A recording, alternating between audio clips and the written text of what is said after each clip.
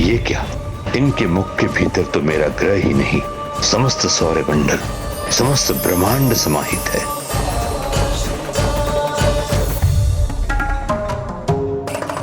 क्या हुआ लंकेश? असुर गुरु शुक्राचार्य को प्रभु पिपलाद के मुख में ब्रह्मांड दिखाई देते ही वो स्तब्ध क्यों रह गए? उन्होंने उस लावा समान द्रव्य की बूंदों की वर्षा को क्यों रोक दिया? इसके पीछे भी एक कथा है गौरी पुत्र, गुरु शुक्राचार्य के असुर गुरु शुक्राचार्य बनने की कथा। मुझे भी इस कथा का स्मरण है लंकेश। आप उसी प्रसंग का उल्लेख कर रहे हैं ना, जब अंधकासुर नामक असुर से देवताओं का महासंग्राम हुआ था? हाँ गौरी नंदन, ये उसी समय की बात है, किंतु युद्ध के पूर्व असुर गुरु शुक्राचार्य को महादेव के पास ये गुहार लेकर आना पड़ा कि देवताओं के पास तो अमृत है और अमर होने के कारण उनका कोई अहित नहीं होगा, जबकि असुरों के पास ऐसा कुछ नहीं। फिर ये युद्ध न्याय संगत कैसे हुआ? फिर असुर गुरु शुक्राचार्य के इस निवेदन पर प्रभु महादेव ने उन्हें एक उपाय सुझाया। मैं असुरों को अमृत नहीं दे सकता, किंतु देवताओं के साथ युद्ध करने के लिए अमृत तुल्य विद्या मृत संजीवनी प्रदान कर सकता हूं। किंतु स्मरण रहे शुक्राचार्य, मृत संजीवनी विद्या का उपयोग मात्र धर्म और न्याय के लिए ही होना चाहिए। किंतु प्रभु महादेव के आदेश का उल्लंघन करते हुए असुर गुरु शुक्राचार्य ने उस मृत संजीवनी विद्या का प्रयोग असुरों के हित में अर्थात अधर्म के लिए करना आरंभ कर दिया, जिससे महादेव कुपित होकर उन्हें अपना ग्रास बना लिया। महादेव के उदर में प्रविष्ट होते ही असुर गुरु शुक्राचार्य ने उनके भीतर उस पूरे ब्रह्मांड को देख लिया, जिसके भीतर सब कुछ समाया हुआ था। फिर कोई क्या देव और क्या दानव, सब नगण्य थे। अंततः अपनी भूल का आभास होते ही असुर गुरु शुक्राचार्य पश्चाताप कर महादेव से गुहार करने लगे। ओम नमः शिवाय, ओम नमः शिवाय, ओम नमः शिवाय। महादेव जी, इतना समय व्यतीत हो गया है आपके उदर में, संपूर्ण श्रद्धा और भक्ति से आपके नाम का स्मरण करते हुए। प्रभु, अब तो मुझे क्षमा कर दीजिए, क्षमा कर दीजिए प्रभु।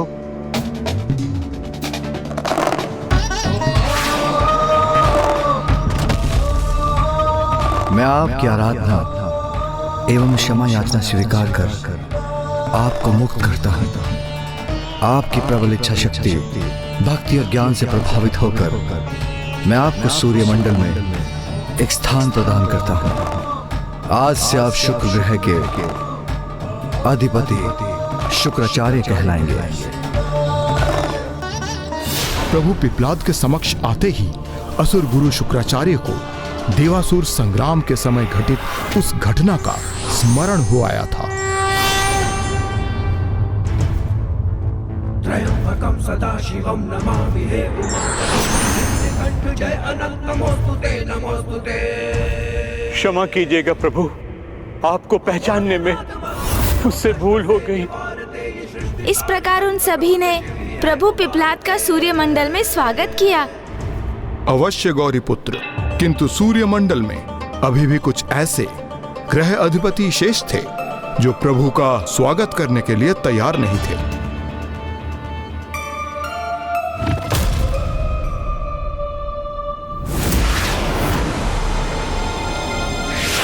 अब कुछ ही क्षणों में मैं शनिदेव के समक्ष पहुंचकर उनसे अपने सारे प्रश्नों के उत्तर अवश्य मांग लूंगा। अब क्या करें हम? इस बालक को शनिदेव तक पहुंचने से कैसे रोके हम? चिंता मत करो केतु, इस बालक को यहाँ पर प्रवेश तो करने दो, फिर शनिदेव के ग्रह तक पहुँचने से पूर्व वो हमारे काल सर्पयोग के प्रभाव क्षेत्र में प्रवेश कर उससे तो प्रभावित होगा, हैं?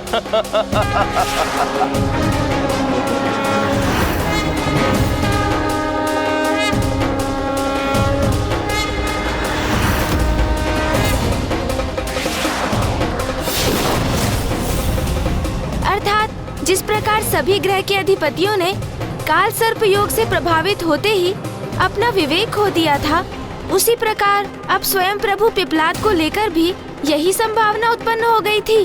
कुछ योग ऐसे ही होते हैं गौरी पुत्र, जिनसे भगवान स्वयं भी सुरक्षित नहीं रह पाते। काल सर्प योग से ये अवश्य रुकने पर बाध्य होगा।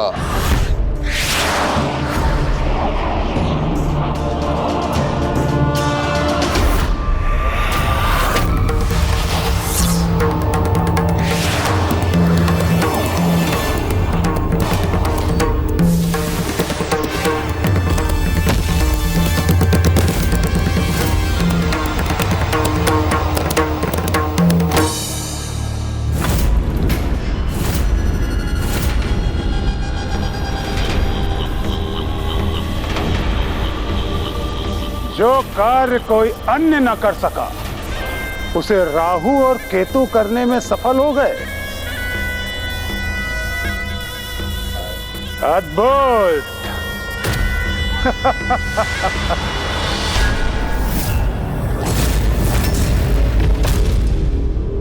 उस समय शनि दृष्टि के समान काल सर्प योग पे भी कोई नियंत्रण नहीं था। तो लंकेश, क्या प्रभु पिपलाद पर भी काल सर्प योग का वैसा ही अहितकर प्रभाव हुआ जो अन्य ग्रहों के अधिपतियों पर हुआ था? सामान्य रूप से जो व्यक्ति काल सर्प योग से प्रभावित होता है उसका जीवन पूर्ण रूप से अस्थिर एवं अपमानजनक रहता है। व्यवसाय एवं अन्य प्रकार के हानियों के साथ आर्थिक संकट, असाध्य रोग और मानसिक विकारों से ग्रस्त होने के दुख भी भोगते हैं। किंतु इन सभी से अधिक भयंकर है काल सर्प योग के प्रभाव में आकर धीरे धीरे अपनी सुध बुद्ध एवं अपनी बुद्धि और विवेक से अपना नियंत्रण खो देना। और यही राहु और केतु प्रभु पिपलाद के साथ भी करना चाहते थे। इस बालक पर हमें अपने काल सर्प योग का सर्वाधिक शक्तिशाली प्रभाव करना होगा। ये कैसा प्रकाश है?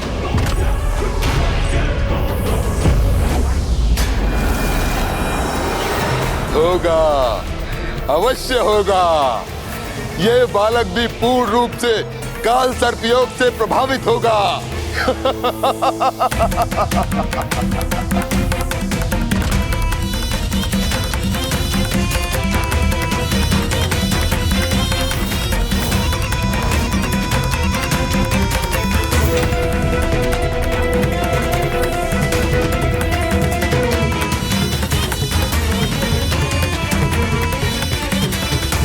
और अब ये कैसा अंधकार उत्पन्न हो रहा है मेरे चारों ओर?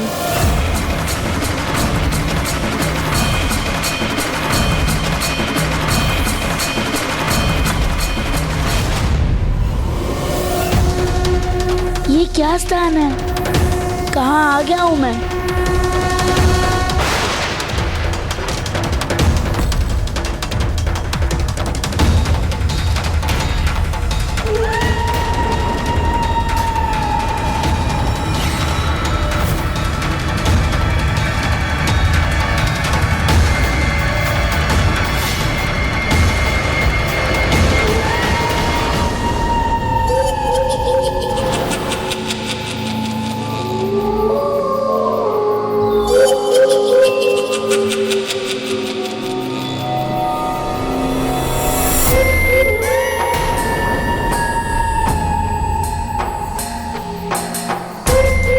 मैं कहाँ हूँ और यहाँ से किस दिशा में जाना है मुझे? चिंता मत करो बालक, मैं करूंगा तुम्हारा मार्गदर्शन।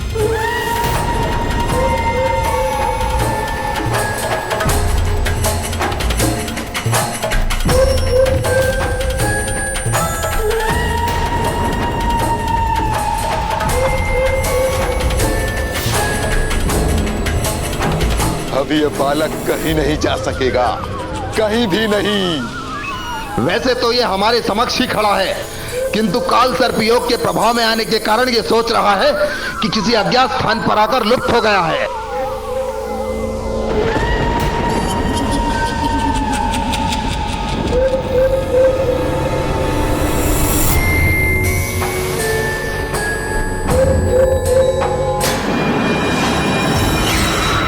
तुम्हें बताऊंगा कि तुम्हें कहाँ जाना है।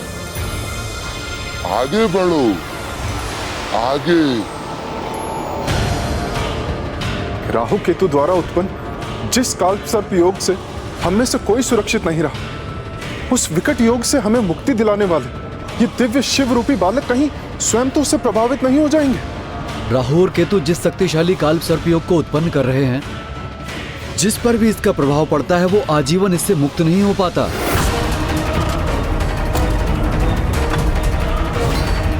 केतु, अब हम इस छलिया बालक पर प्रचंड काल सर्प योग का प्रभाव डालकर इसे लौटा देंगे और अन्य सभी ग्रहों के अधिपति इसी प्रकार स्तब्ध होकर देखते रहने पर विवश हो जाएंगे। हम शनिदेव से विशेष मित्रता का संबंध स्थापित करने में सफल हो जाएंगे और इस प्रकार हम सदैव उनकी दृष्टि से सुरक्षित रहेंगे।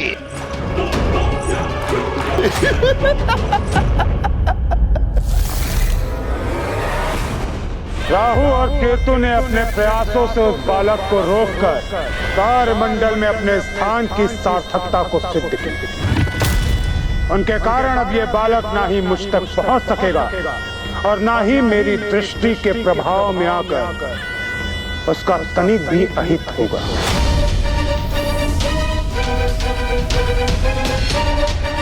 मुझे पूर्ण आशा है कि अब ये दोनों इसे यहां से लौटाकर मुझसे दूर रखने में सफल हो जाएंगे। अब मैं छलिया बालक को दिखाऊंगा कि काल सर्प योग कैसे किसी को उसके दुर्भाग्य में उलझाकर उसके जीवन को रोग और विकारों से ग्रस्त करता है। इधर उधर क्या देख रहे हो बालक? आगे बढ़ो, मैं पथ प्रदर्शन करूंगा तुम्हारा। तुम्हें बताऊंगा कि तुम्हें कहाँ जाना है। आगे बढ़ो, आगे और आगे, आगे बढ़ते रहो।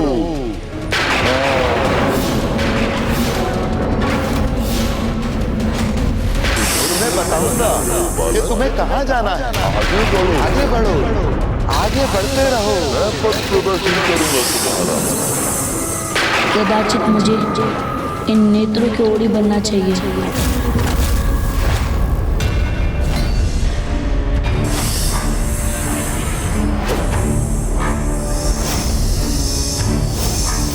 केतु का सर्प रूपी प्रभाव प्रभु पिपलाद के अत्यंत निकट रहकर उनका पीछा कर रहा है और वो स्वयं राहु की ओर बढ़ रहे हैं। मेरे निकट आओ।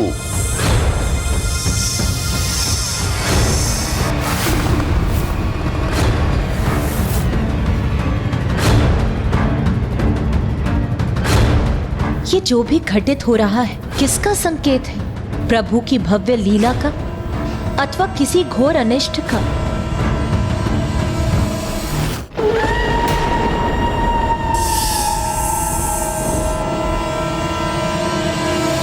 महादेव के अवतार अवश्य हैं ये, किंतु है तो एक साधारण बालक के ही रूप में, जो शनि दृष्टि के कारण पूर्व में ही अपने माता पिता को खोने का कष्ट भोग चुके हैं। और अब यदि राहु ने इन्हें निगल लिया तो इन पर काल सर्पयोग का प्रभाव इतना स्थिर और स्थायी हो जाएगा, तो फिर उससे ये प्रभु स्वरूप बालक कैसे मुक्त होंगे? इसी दिशा में आगे बढ़ना है मुझे। कदाचित महादेव के बाल स्वरूप प्रभु पिपलाद से अधिक काल सर्प योग की ही परीक्षा है।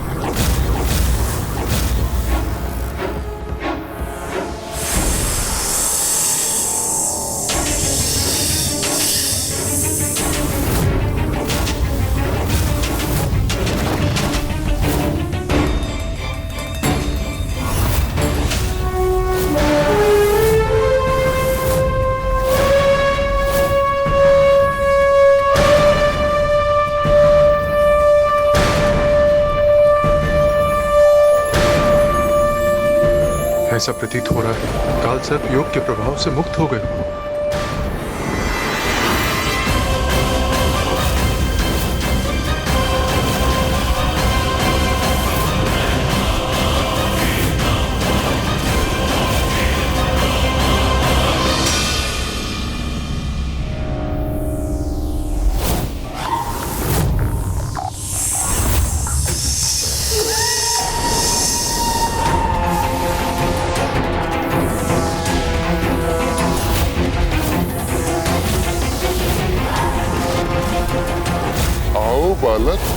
मेरे निकट आओ, मैं ही तुम्हारा उचित मार्गदर्शन करूंगा। आओ, आते जाओ।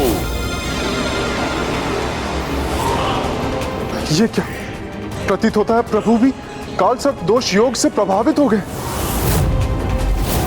ये तो अत्यंत अनिष्टकारी है सूर्यदेव। फिर प्रभु स्वयं को इससे कैसे मुक्त करेंगे?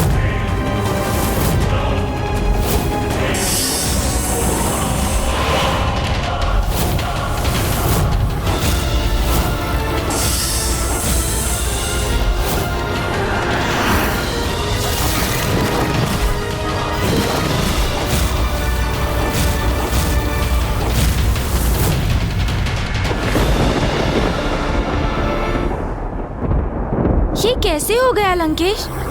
जिन्होंने सभी को काल सर्प योग के प्रभाव से मुक्त किया, वो स्वयं उसमें ऐसे उलझ गए कि राहु उन्हें निगलने में सक्षम हो गए। गौरी पुत्र, कभी कभी प्रभु के दिए वरदानों के समक्ष देवी शक्ति भी अपूर्ण रह जाती है। अर्थात लंकेश, मैं कुछ समझा नहीं। मुझे अपनी कथा तो पूर्ण करने दीजिए, फिर आप स्वयं समझ जाएंगे गौरी पुत्र। लंकेश, जल।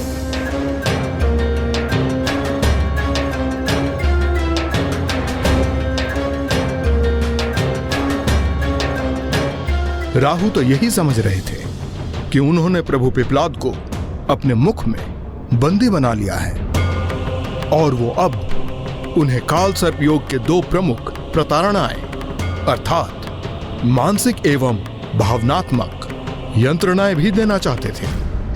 राहु हूं मैं, राहु, जिसकी माया के प्रभाव से किसी ग्रह के अधिपति भी रक्षित नहीं रहे।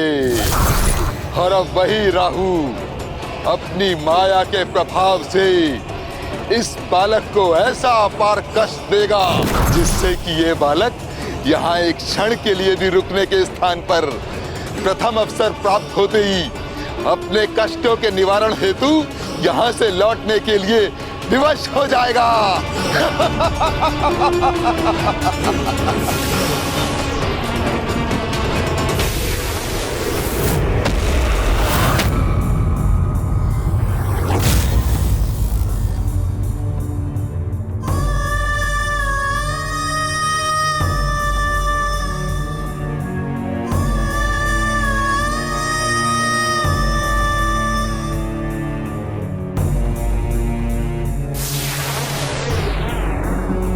मेरे पुत्र, मेरे पुत्र, मेरे पुत्र। पिताजी, पिताजी, पिताजी, पिताजी, अब कहाँ हो? पुत्र, पुत्र। माता, माता, क्या ये मेरी माँ का स्वर है? माँ, क्या आप यही हैं? माता, माँ, माता।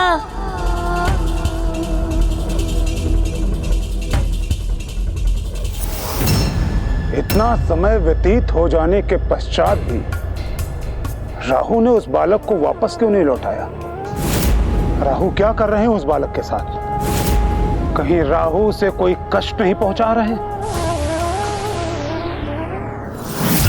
केतु, अभी तो मात्र अपने माता पिता की पुकार सुनी होगी इस बालक ने, अब ये उनकी गुहार भी सुनेगा।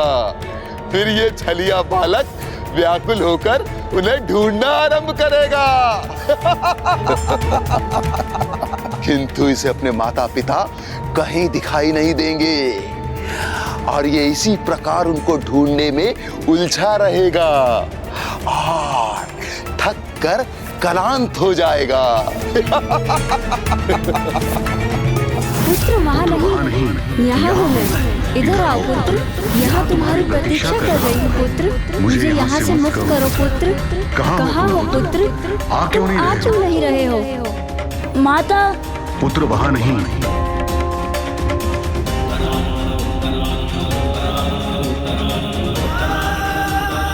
माता और पिताश्री का स्वर तो सुनाई दे रहा है मुझे, किंतु मैं उन्हें ढूंढ नहीं पा रहा हूँ। माता, पिताश्री, माँ, आप यहाँ हैं? पिताश्री, माँ,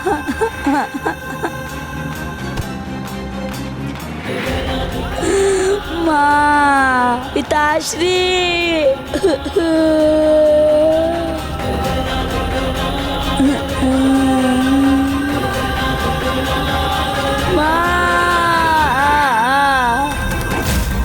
अब ये बालक अपने माँ और पिता की दुर्गति, उनके कष्ट और पीड़ा का साक्षी बनेगा।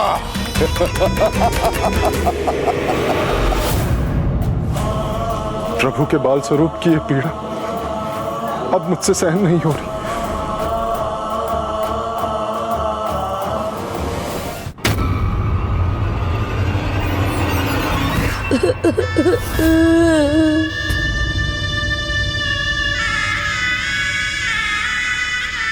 मुझे ज्ञात हो गया है पुत्र, तुम मेरी रक्षा नहीं कर सकते।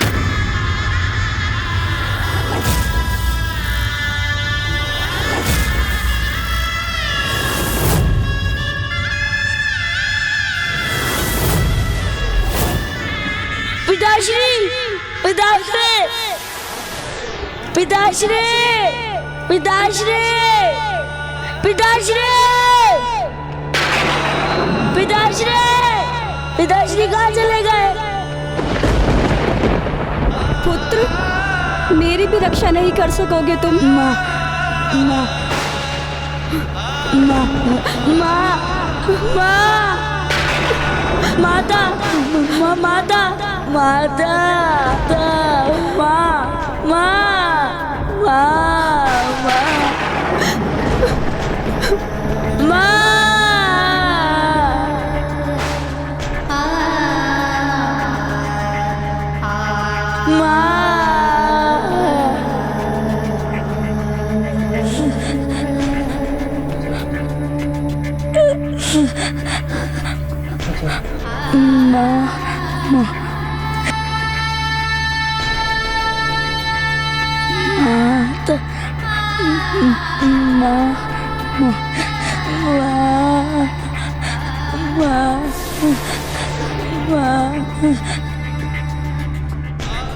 एक कोमल बाल हृदय बालक को राहु के कारण इतना कष्ट हो रहा है, ये तो शनिदेव को भी स्वीकार ना होगा।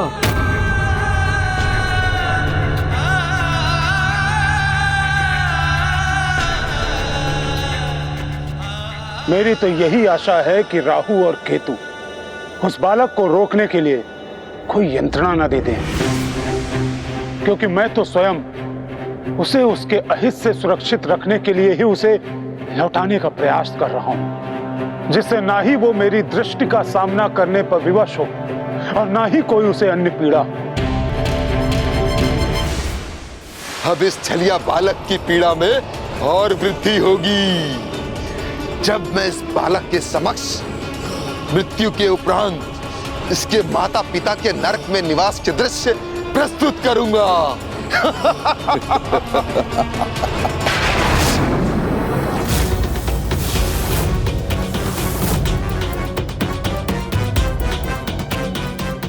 नहीं राहु, रुक जाओ।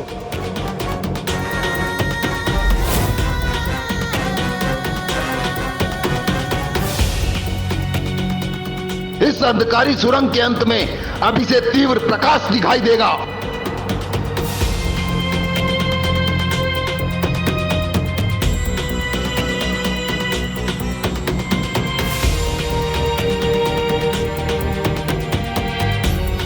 और अब ये उस प्रकाश की ओर बढ़ेगा।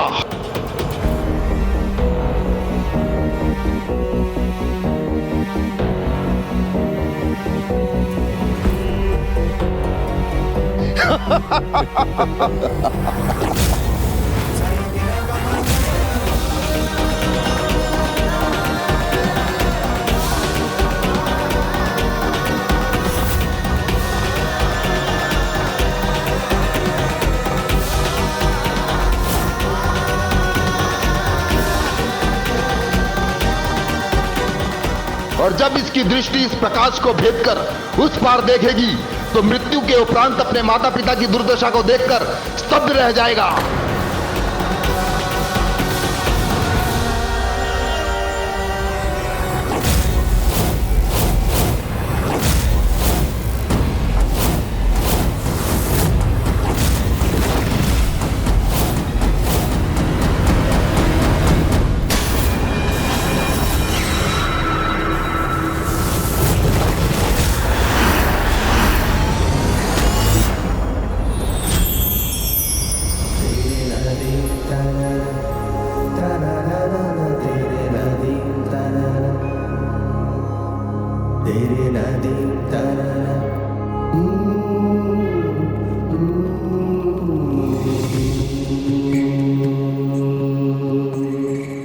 ईश्वर, आज आप ही के कारण स्वर्गलोक का अस्तित्व सुरक्षित है।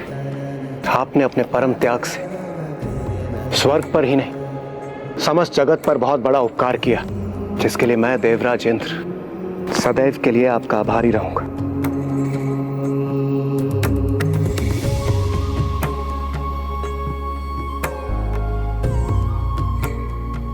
हाँ ऋषिवर, स्वर्गलोक ही नहीं अपितु पृथ्वी, संपूर्ण सृष्टि आपके बलिदान के कारण ही आज सुरक्षित है।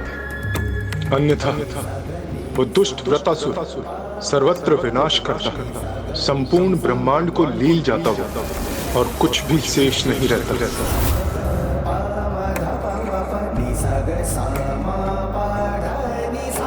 मैं आपको आशीष देता हूँ। संपूर्ण संसार आपके इस महान बलिदान को श्रेष्ठतम बलिदान का मान देगा और आपका ये महान बलिदान सदा स्मरण रखेगा, क्योंकि एकमात्र आप ही थे जो इस विकराल संकट में भी अपने धर्म पर अडिग रहे, तनिक भी विचलित नहीं हुए। इसलिए आपका स्थान तो मेरे महानतम भक्तों में भी सर्वोच्च है। मैं आपको और आपकी सहभागिनी को, देवी सुवर्चा को मेरे धाम, मेरे कैलाश में विशेष स्थान प्रदान करता हूं।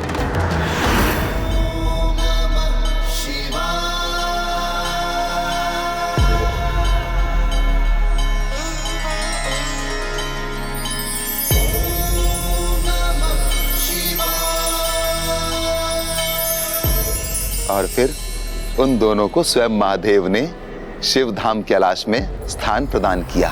ये क्या कह रहे हो राहु? उसके माता पिता को कैलाश धाम में स्थान प्राप्त हुआ? ये कैसा दृश्य दिखा रहे हो तुम इस बालक को? क्या मैंने क्या कहा? कैलाश धाम? किंतु मैं तो इस बालक को नर्कलोक के दृश्य दिखाना चाहता था। किंतु वो दृश्य दिखाने में असमर्थ रहे ना, दृश्य दिखाने में असमर्थ रहे ना।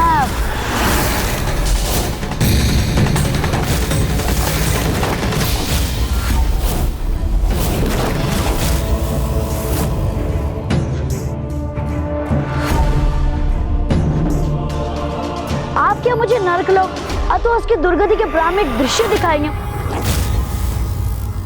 क्योंकि मैंने तो उसी सदगति के दृश्य देखे जो मेरे माता पिता को प्राप्त हुए। मैं आपको और आपकी सहभागिनी को, देवी सुवर्चा को मेरे धाम, मेरे कैलाश में विशेष स्थान प्रदान करता हूं। ये कैसे संभव है? इस पर मेरी माया सफल कैसे नहीं हुई? जिसके हृदय में और मन मस्तिष्क में सत्य और धर्म का वास होता है, जो अपने कर्म और कर्तव्य के प्रति निष्ठावान होता है और जो सभी प्रकार से स्वच्छ एवं पवित्र रहता है, वो किसी के माया जाल में प्रभावित नहीं होता है राहु जी, चाहे वो तुम्हारा काल सर्प योगी क्यों ना हो।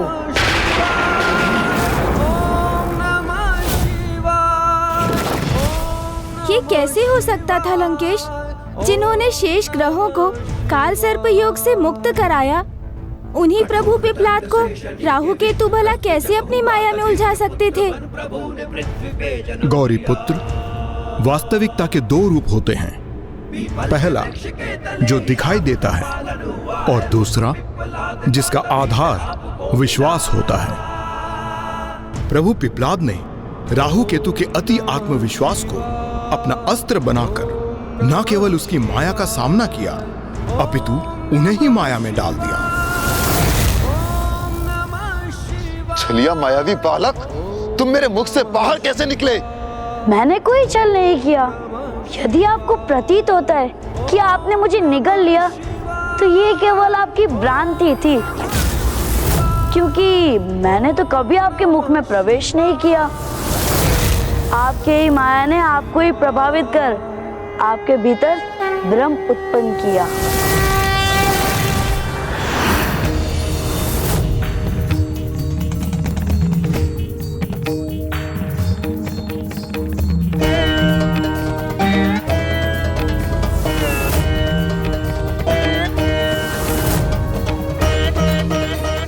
शनिदेव, मैं आ रहा हूँ।